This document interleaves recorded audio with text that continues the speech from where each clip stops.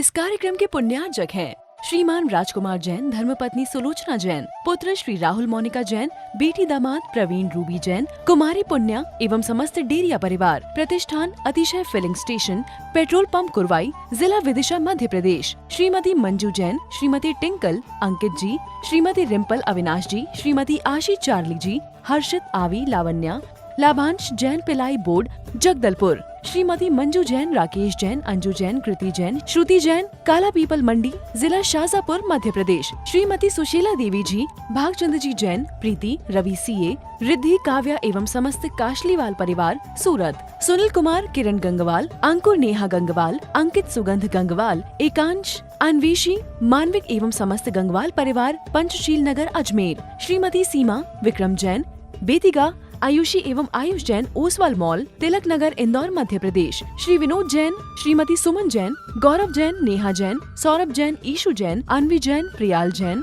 अयांश जैन, अरहत जैन, श्रीमती अनीता, सनत कुमार शिक्षक, रविंद्र, मोहन एवं रजत कुमार जी, समस्त परिवार, पठारी, विदिशा, मध्य प्रदेश। मैं आपके चरणों में इसलिए नहीं आया कि आपके चरणों में राजा महाराजा नतमस्तक होते हैं। हे प्रभु, मैं आपके चरणों में इसलिए नहीं आया हूँ कि आपके पास आने से मेरे बिगड़े काम बनेंगे। मैं तो इसलिए आया हूँ कि आप जैसे बनने के लिए आया हूँ। बंदे तदगुण लब्धे। हे प्रभु, मैं आपकी वंदना नमस्कार इसलिए करता हूँ, पूजन इसलिए करता हूँ कि आप जैसा मैं बन जाऊं। मुझे एक संस्मरण याद आ रहा है, पूज्य प्रमाण सागर जी ने सुनाया था। आर के मार्बल अशोक जी पाटनी के फार्म हाउस में या उनके बंगले पर जब महाराज श्री का प्रवास हुआ किशनगढ़ मदनगढ़ में, तो सारे उनके जो सेवक हैं, वर्कर हैं, कर्मचारी हैं, अधिकारी हैं, बहुत बड़ा उनका प्लांट है, सीमेंट का भी है और मार्बल का भी है। और मार्बल किंग के नाम से वो अपने नाम के विख्यात हैं, अपने नाम के लिए। तो उनके चरणों में बड़े बड़े उनके जो अधिकारी जो भी हैं, सेवक वगैरह, उनको ले जाकर के गुरु चरणों में निवेदन किया, गुरुदेव इनको अच्छा आशीर्वाद दो। तो महाराज श्री ने पूछा कि कैसा आशीर्वाद? तो उन्होंने जो भाव अपने व्यक्त किए वो देखिए, एक श्रावक ही भाव व्यक्त कर पाता है। बोलो कौन सा आशीर्वाद चाहिए, कौन सा वाला आशीर्वाद चाहिए? बोले गुरुदेव इनको हमारे जैसा बना दो। ये एक भावना किसके अंदर आ सकती है? एक सच्चे धर्मात्मा के अंदर कह रहा है, इन सभी लोगों को मेरा जैसा आशीर्वाद दो कि मेरे जैसे उद्योगपति बने। हम भगवान के दरबार में जाते हैं, रोज पूजन और पाठ करते हैं, लेकिन पूजन पाठ करने के बाद यदि हमारे अंदर कुछ बदलाव नहीं आया तो प्रभु की भक्ति और उनका गुणानुवाद हमारा करना सब व्यर्थ है। आप चाहते हैं कि हमारा जीवन सार्थक बने, हमारे जीवन का उत्थान और कल्याण हो, तो कैसे होगा? जिसके बल पर हमारी आत्मा पर जमे जमाए कर्म का विच्छेद हो, जो आत्मा की सत्ता पर कर्म अपना अधिकार जमा करके बैठे, उनको कैसे उखाड़ें? तो मैं बार बार कहता हूं, जो तुम्हारी आत्मा पर कर्म कब्जा जमा करके बैठे हैं, उनको मात्र एक माध्यम तुम्हारे पास है अलग करने का है, वो मात्र भगवान की भक्ति और उनकी पूजन। उनके दर्शन मात्र से निघत्ती और निकाचित कर्म विलय को प्राप्त हो जाते हैं। जिन बिंब दंसरेणे जय धवला में आचार्य भगवान कह रहे हैं, जिनेन्द्र भगवान के दर्शन करने मात्र से कर्म नष्ट हो जाते हैं। फिर तो हम भगवान की बड़े भक्ति भाव से थाल सजा करके अर्घ्य समर्पित करते हैं। एक बार एक मंदिर में एक सेठ जी रोज मंदिर का दरवाजा खोले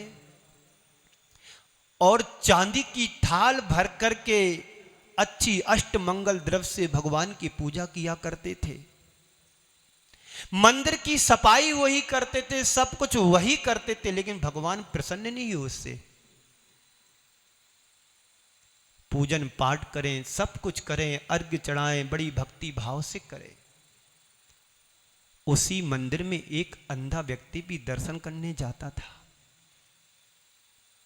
एक दिन किसी कारण से विलंब वो सेठ जी हो जाते हैं पूजन करने में, और अंधा व्यक्ति अपने समय से घर से चल कर के मंदिर पहुंचता है, और सेठ जी के विलंब से आने के पहले उसके पूर्व एक अंधा व्यक्ति भगवान के चरणों में दर्शन करने पहुंच जाता है।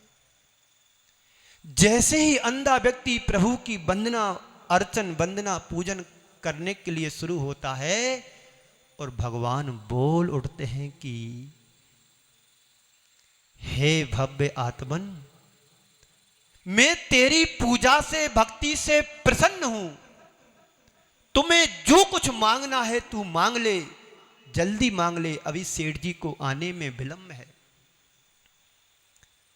अंधा व्यक्ति बड़े हाथ जोड़ करके विनम्रता के साथ कहता है, प्रभु मुझे कुछ नहीं चाहिए, प्रभु मुझे कुछ नहीं चाहिए। प्रभु कहते हैं, देख अभी भी तेरे लिए मौका है, तू मांग ले जो कुछ चाहिए। तेरे पास आंख नहीं है, तू मेरे से 2 आंखें मेरी निकाल ले, तू अपने में लगा ले, तेरे को दिखना लगेगा। अंधा व्यक्ति कहता है, नहीं स्वामी, मुझे आंख की भी जरूरत नहीं है, देख अभी भी मान जा, तेरे पास आंखें आ जाएंगी, तू मेरे को देखेगा, तेरा काम बनेगा। अंधा व्यक्ति कहता है, प्रभु मुझे देखने की जरूरत नहीं है, आपकी दृष्टि यदि मेरे ऊपर पड़ गई मेरा कल्याण हो जाएगा। इतनी देर में वार्तालाप प्रभु और उस अंधे व्यक्ति के बीच चल रहा था। जैसे सेठ जी ने देखा कि ये क्या नजारा है, ये क्या मामला है, मैं रोज भगवान की भक्ति पूजन पाठ सोने के कलशों से अभिषेक शांति धारा और चांदी की थाल में अष्ट मंगल द्रव्य सजा करके लाता हूं, भगवान ने बात करने की तो दूर की बात है, मेरे तरफ नजर उठा करके भी नहीं देखा। बात क्या है? सेठ जी रुतबा झाड़ते हुए भगवान के ऊपर अपना अधिकार जमाते हुए बोलते हैं, प्रभु ये क्या पक्षपात है? मैं तुम्हारी पूजन करता हूं, अभिषेक करता हूं, सोने के कलश से सब कुछ करता हूं, बड़े बड़े थाल भर करके भक्ति पाठ करता हूं, आज तक तुमने मेरी तरफ नजर भी उठा करके नहीं देखा, मेरी बात भी नहीं सुनी, ये क्या पक्षपात है? तो प्रभु कहते हैं, भगवान कहते हैं, मैं अभी तक ऐसे व्यक्ति की तलाश में था जो सच्चा भक्त था, उसकी तलाश में था, आज मुझे सच्चा भक्त मिल गया। जितने भी आप जैसे लोग मेरे दरबार पर आते सब याचना करते हैं, मांगते हैं, पर इस अंधे व्यक्ति ने कभी मेरे से याचना नहीं की, मांगा नहीं। मैं ऐसे व्यक्ति की तलाश में था, आज मेरे को वो मिल गया। बंधुओं, कहने की बात तो बहुत सारी हैं, पर समझने के लिए एक छोटी सी बात हमारे जीवन को कायाकल्प कर देता है, कायाकल्प करके जीवन में परिवर्तन ला देता है। जितने भी मंदिर आते हैं, पूजन करते हैं, अभिषेक करते हैं, बड़ी बड़ी बोली ले लेते हैं, पर उनके मन में, हृदय में, कोने में कहीं न कहीं याचना और कामना जैसा अंश रहता है। प्रभु का सच्चा भक्त वही माना जाता है जो उदारता से दे और बदले में कुछ मांगे नहीं, वो प्रभु का सच्चा भक्त है।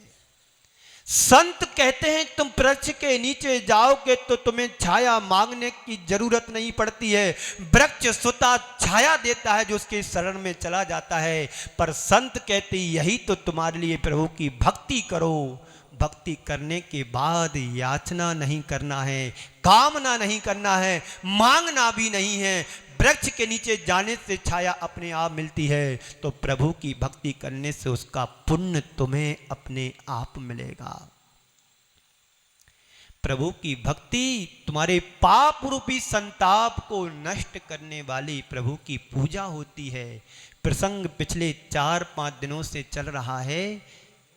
देव पूजा, गुरु उपास्ति, स्वाध्याय, संयम, तपहा, दानम चेति ग्रस्ताणाम सटकर्माणि दिने दिने दिने दिने दिने दिने दिने। एक दिन पूजन नहीं करना है, एक दिन भक्ति नहीं करना है, एक दिन संयम का पालन नहीं करना है, एक दिन तपस्या नहीं करना है, एक दिन ही दान नहीं देना है। दिने दिने दिने दिने दिने दान देना, पूजन करना, अभिषेक करना, प्रभु की भक्ति करना, गुरु की उपासना करना, स्वाध्याय करना, तप करना, संयम का पालन करना। कब करना? दररोज एक क्रम तुम्हारे जीवन का होना चाहिए। प्रभु की पूजन के बिना हमारे जीवन की शुरुआत ना हो। देखिएगा, प्रभु की पूजा करने के लिए तुम्हारे पास साधन है। क्यों? मंदिर तुमने बनाया, तुम्हारे पूर्वज एक बहुत बड़ी निधि धरोहर के रूप में छोड़ कर के गए। क्यों? गुरु को हम मंदिर की में बेदी बना करके नहीं बैठाल सकते हैं। जिनवाणी माँ की बेदी बना सकते हो, प्रभु की बेदी बना सकते हो, पर गुरु की बेदी बना करके नहीं बैठाला जा सकता है। कुछ समय के लिए तुम रोक सकते हो, लेकिन हमेशा के लिए बेदी नहीं बना सकते हैं। तो सबसे पहले हमारी दिन की शुरुआत प्रभु की पूजन से हो। दूसरे नंबर पर गुरु की उपासना रोज मिलते नहीं हैं, लेकिन जब तुम्हारे नगर में गुरु आते हैं, कोई त्यागी व्यक्ति आता है, तो कम से कम उनकी उपासना तो करो। उपासना करते नहीं है कि उनके संगे रोज 24 घंटे लगे रहो, नहीं। बैया वृत्ति का ध्यान रखो। बैया वृत्ति कई तरह की होती है, एक तरह की नहीं होती है। उनके स्वास्थ्य की पूछना, उनके रहने की पूछना, उनकी आवश्यकताओं की जरूरत के लिए पूछना और आहारचर्या से जुड़ना, अनेक प्रकार और मानसिक रूप से उनके पास बैठ कर के थोड़ी तत्व चर्चा करना, ज्ञान की चर्चा करना। क्या गुरु के प्रति तुम्हारी उपासना नहीं है? है। तो पाप संताप को नष्ट करने की पात्रता पूजा से ही आती है। पूजा की बड़ी महिमा आचार्यों ने लिखी है। उन्होंने कहा है कि जिनेंद्र भगवान की पूजा तो बहुत दूर की बात है, उनके दर्शन करने मात्र से निदत्ति निकाचित जैसे कर्मों का क्षय हो जाता है। कर्मों का क्षय देखा गया है। ये बात जुदी है कि हमें ना कर्म बनते समय दिखाई देते हैं, ना पुण्य का बंद होते समय पुण्य दिखाई देता है, पर उसका परिपाग समय को पाकर के जब उदय में आता है तो पता पड़ता है कि सुख सुविधाएं जो तुम्हें मिल रही हैं वे पुण्य के सहयोग से प्राप्त हुई हैं, और जीवन में दुख संकट और संताप की घड़ियां आ रही हैं। समझ लेना हमारा पाप कर्म का उदय चल रहा है। इस समय हम क्या करें? तो झड़लाकार ने कहा है, क्या कहा है? हर्ष पुण्य पाप फल माही, हरक बिलखो मत भाई। पुण्य पाप फल माही, हरक बिलखो मत भाई। पुण्य और पाप के उदय में ना हर्ष करो ना विषाद करो। जब पुण्य का उदय आता है तो हर्षित नहीं होना, और पाप का उदय आता है तो दुखी नहीं होना है। इनमें दोनों में साम्य भाव रखना है। पुण्य के उदय से तुम फल फूल रहे, ये बात अलग है, लेकिन उसमें यदि हम सोचें कि पुण्य के उदय से मैं सब कुछ करने वाला हूं, तो तुम्हारे अंदर अहंकार की अभिव्यक्ति हो जाएगी, और अहंकार हमारे जीवन को सुख को भी ले लेता है, सुख को नष्ट कर देता है। इसलिए पुण्य पाप फल माही, हरक बिलखो मत भाई।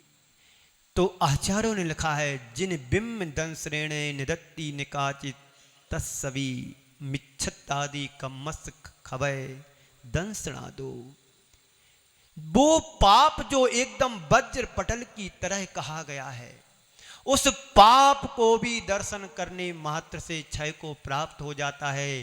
दर्शन पाठ में भी हम पढ़ते हैं, दर्शनम देव देवस्य दर्शनम पाप नाशनम।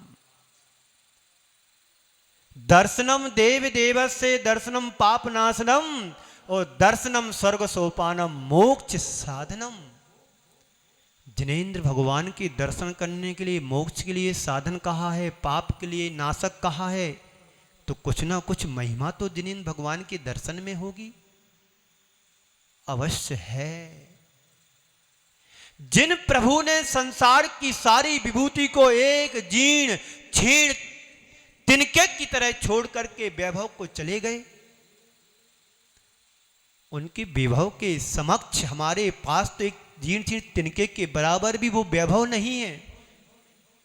और हमारे पास जो वैभव है वो क्षण चाहिए, नाशवान है, शाश्वत नहीं है। तीर्थंकर भगवंतों का वैभव भी शाश्वत नहीं था, तो हमारा और तुम्हारा वैभव भी शाश्वत कैसे हो सकता है? पंचम काल नहीं, इस कली काल में भी नहीं। कर्म भूमि में जो भी व्यवस्था है सब कर्म करने पर प्राप्त होती है। कर्म का फल अच्छा भी मिलता है और बुरा भी मिलता है, इसलिए कर्म करते चले जाओ, कर्म के फल की अपेक्षा मत रखो। कर्तृत्व बुद्धि से काम करो, काम मत करो। कौन से भाव से करो? कर्ता बुद्धि से करो, कर्तव्य बुद्धि से करो, कर्ता बुद्धि से मत करो। इस कार्यक्रम के पुण्यार्चक थे श्रीमान राजकुमार जैन, धर्मपत्नी सुलोचना जैन, पुत्र श्री राहुल मोनिका जैन, बेटी दामाद प्रवीण रूबी जैन, कुमारी पुण्या एवं समस्त डेरिया परिवार। प्रतिष्ठान Atishay filling station, petrol pump Kurwai, जिला Vidisha Madhya Pradesh. Shrimati Manju Jain, Shrimati Tinkle Ankit ji, Shrimati Rimpal Avinash ji, Shrimati Aashi Charlie ji, Harshit Aavi Lavanya, Labhansh Jain ply board Jagdalpur, Shrimati Manju Jain, Rakesh Jain, Anju Jain, Kriti Jain, Shruti Jain, Kala Pipal Mandi, जिला शाजापुर मध्य प्रदेश। श्रीमती सुशीला देवी जी, भागचंद जी जैन, प्रीति, रवि सीए, रिद्धि, काव्या एवं समस्त काशलीवाल परिवार सूरत। सुनील कुमार, किरण गंगवाल, अंकुर नेहा गंगवाल, अंकित सुगंध गंगवाल, एकांश अन्वेषी, मानविक एवं समस्त गंगवाल परिवार पंचशील नगर अजमेर। श्रीमती सीमा, विक्रम जैन, बेतिका, आयुषी एवं आयुष जैन, ओसवाल मॉल, तिलक नगर, इंदौर मध्य प्रदेश। श्री विनोद जैन, श्रीमती सुमन जैन, गौरव जैन, नेहा जैन, सौरभ जैन, ईशु जैन, अन्वी जैन, प्रियाल जैन, अयांश जैन, अरहत जैन, श्रीमती अनीता, सनत कुमार शिक्षक, रविंद्र मोहन एवं रजत कुमार जी, समस्त परिवार पठारी, विदिशा मध्य प्रदेश।